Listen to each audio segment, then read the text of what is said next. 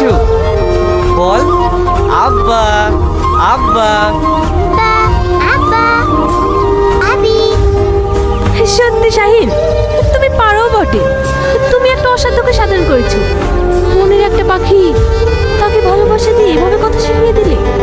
হ্যাঁ ভাবি, শুধু তোমাকেই পারলাম না। কি বললি জানোয়ার?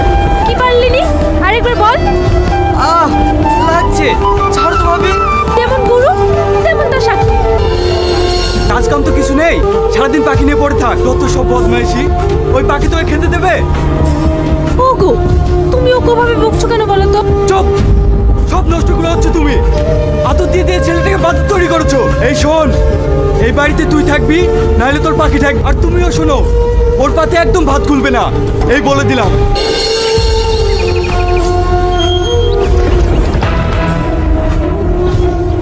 ওগো শুনছো? সর্বনাশ হয়ে গেছে। কেন, কি হয়েছে?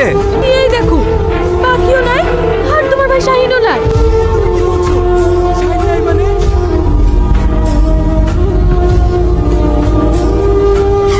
তোমার জন্য, শুধু তোমার জন্য ছেলেটা বাড়ি থেকে চলে গেল।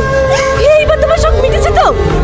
বিশ্বাস করো, বিশ্বাস করো রামেশা, আমি ওকে মন থেকে বকিনি। আমি ওকে যেটুকু বলেছি ওর ভালোর জন্য বলেছি। আমি বুঝতে পারিনি ও আমার উপরে এইভাবে অভিমান করে চলে যাবে। ও বলে তো রামেশা, ও আমার ভাই নয়, ও আমার সন্তান। ওগো, তুমি এভাবে ভেঙে পড়ো না। শাহিনা তোমাকে ছাড়া থাকতে পারবে না। দেখবা, ও ঠিক একদিন ফিরে আসবে।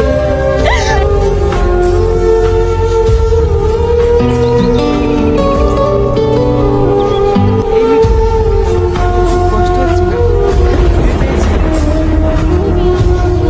চুপ কর, এখন তোর জন্য খাবার কোথায় পাবো বলতো? এই সালমা, দেখতে পাচ্ছিস ওই ছেলেটা কত সুন্দর পাখিটার সাথে কথা বলছে?